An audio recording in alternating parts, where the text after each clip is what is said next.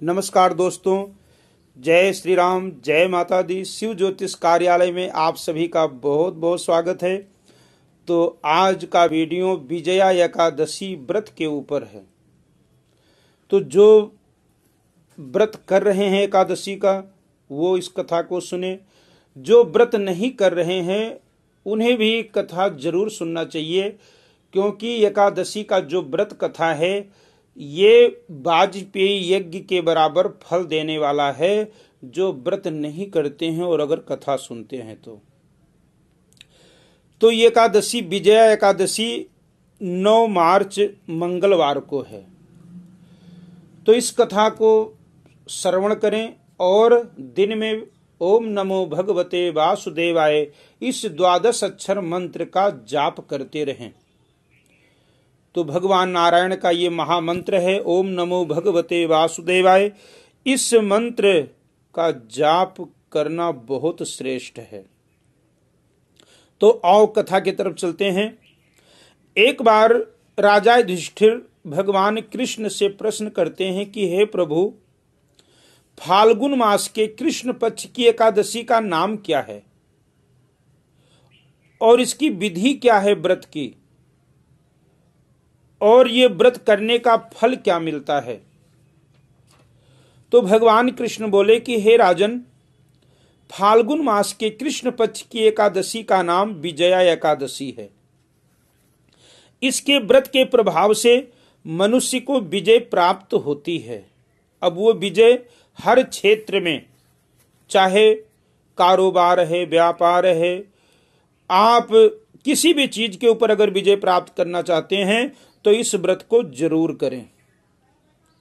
ये सब व्रतों में उत्तम व्रत है। इस विजया एकादशी के महात्म्य के श्रवण, इस कथा को सुनने से, पाठ करने से समस्त पाप नाश हो जाते हैं। एक समय देवर्षि नारद जी ने जगत पिता ब्रह्मा जी से कहा कि महाराज, आप मुझसे फाल्गुन मास के कृष्ण पक्ष की एकादशी का विधान कहिए। ब्रह्मा जी कहने लगे, हे नारद, विजया एकादशी का व्रत पुराने तथा नए पापों को नाश करने वाला है। इस विजया एकादशी की जो विधान है, विधि भी मैं आपसे कहूंगा और आज तक मैंने किसी से और कहा भी नहीं है। हे नारद, मैं तुम्हारे ऊपर बहुत प्रसन्न हूं और ये कथा मैं तुम्हें जरूर सुनाऊंगा। ये समस्त मनुष्यों को विजय प्रदान कराती है। त्रेता युग में मर्यादा पुरुषोत्तम श्री राम जी ने को जब 14 वर्ष का वनवास हुआ था, तब लक्ष्मण के सहित, जानकी के सहित भगवान श्री राम पंचवटी में निवास करने लगे। वहां पर दुष्ट रावण ने जब सीता जी का हरण किया तो इस समाचार से भगवान श्री राम जी लक्ष्मण बड़े व्याकुल हुए और सीता जी की खोज करने के लिए चल दिए। सीता जी का खोज करते हुए जब मरणासन जटायु के पास पहुंचे, घायल अवस्था में जटायु मुख से राम राम राम राम रट रहा था, तो भगवान श्री राम जब जटायु के पास पहुंचे, जटायु को अपने गोदी में उठा लिया। जटायु ने सारा संदेश भगवान श्री राम से कहा कि प्रभु, लंका का जो राजा है रावण, वो जानकी का हरण करके अपने राज्य में लेकर गया है। और इतना संदेशा सुनाते हुए जटायु ने अपना प्राण त्याग दिया और जटायु तो स्वर्गलोक चला गया। कुछ आगे जाकर भगवान श्री राम सुग्रीव के सहित बाली का वध किया और हनुमान जी ने लंका में जाकर सीता जी का पता लगाया और उनसे श्री राम जी और सुग्रीव की मित्रता का वर्णन किया। वहां से लौटकर हनुमान जी ने भगवान राम के पास आकर सब समाचार कहा कि प्रभु, माता जानकी लंका में हैं और आप चलिए और जानकी को जल्दी से जल्दी वापस लेकर के आइए। श्री रामचंद्र जी ने वानर सेना सहित सुग्रीव की संपत्ति से लंका को प्रस्थान किया।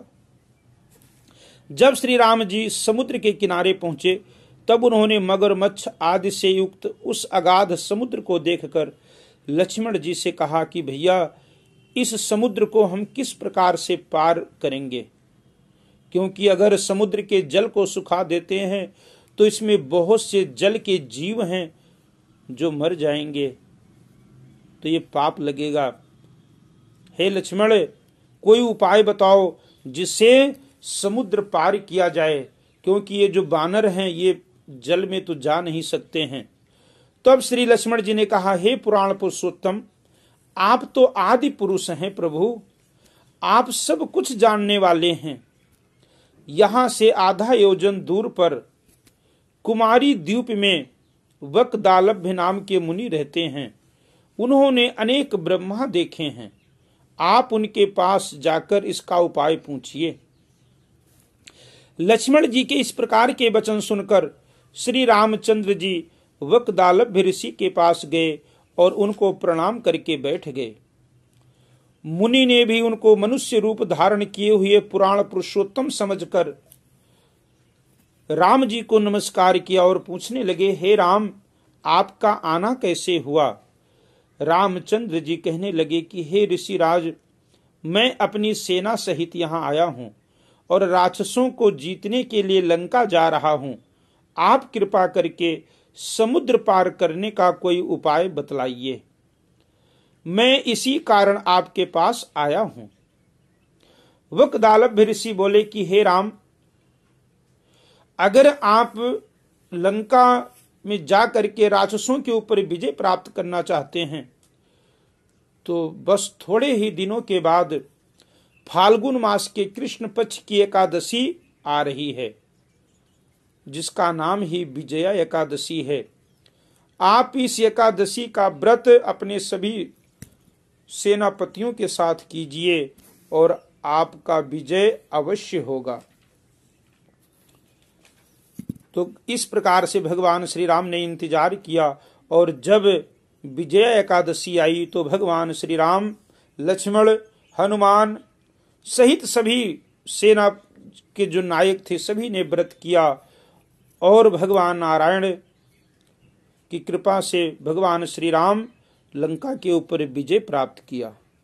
तो ये व्रत हर जगह हर क्षेत्र में विजय देने वाला है, सभी प्रकार के पापों का नाश करने वाला है। तो इस व्रत को जरूर करना चाहिए। अब व्रत का विधि क्या है? कहते हैं आप एक कलश लें। अब वो कलश अपने समर्था के अनुसार, चाहे मिट्टी का हो, चाहे तांबे का कलश है, चाहे स्टील का है, कोई भी गड़वी या कलश लेकर के और उसके ऊपर पंच पल्लो रखें। पंच पल्लो रख करके वो भगवान नारायण की मूर्ति उसके ऊपर रखें। अब वैसे मूर्ति तो इसमें विधान है स्वर्ण की हो, लेकिन समर्था नहीं है तो भगवान का जो स्वरूप है, जो फोटो होता है, आप वो कलश के ऊपर रख करके और वहां पर धूप दीप नैवेद्य आदि से नारियल से भगवान की पूजा करें और ओम नमो भगवते वासुदेवाय मंत्र का वहां बैठकर जाप करें। तो आपको व्रत के दिन ज्यादा से ज्यादा इस महामंत्र का जाप करना है, दिन के समय भी और रात्रि के समय। कहते हैं रात्रि में जागरण करें।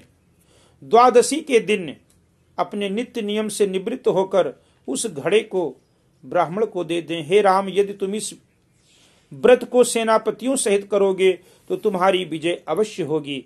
तो श्री रामचंद्र जी ने ऋषि के कथनानुसार इस व्रत को किया और इसके प्रभाव से दैत्यों पर विजय प्राप्त की। अतः हे राजन, जो कोई मनुष्य विधि पूर्वक इस व्रत को करेगा, तीनों लोक में उसकी अवश्य ही विजय होगी। श्री ब्रह्मा जी ने नारद जी से कहा कि हे पुत्र, जो कोई इस व्रत के महात्म्य को पढ़ता है या इस कथा को सुनता है, उसको वाजपेयी यज्ञ का फल प्राप्त होता है। तो बहुत ही श्रेष्ठ एकादशी, इस एकादशी का व्रत भी कीजिए और साथ में इस महामंत्र का जाप कीजिए। तो व्रत का नियम आपको पता है कि दशमी के दिन शाम के समय आप चावल बिल्कुल न खाएं, बैगन ना खाएं और ब्रह्मचर्य का पालन करें। और एकादशी के दिन सुबह गंगा जल और तिल डाल करके स्नान करें और व्रत प्रारंभ करें। तो इस प्रकार से आप व्रत करते हैं तो भगवान नारायण आपको हर क्षेत्र में विजय प्राप्त कराएंगे। बोलो श्री कृष्ण भगवान की जय, बोलो लक्ष्मी नारायण भगवान की जय।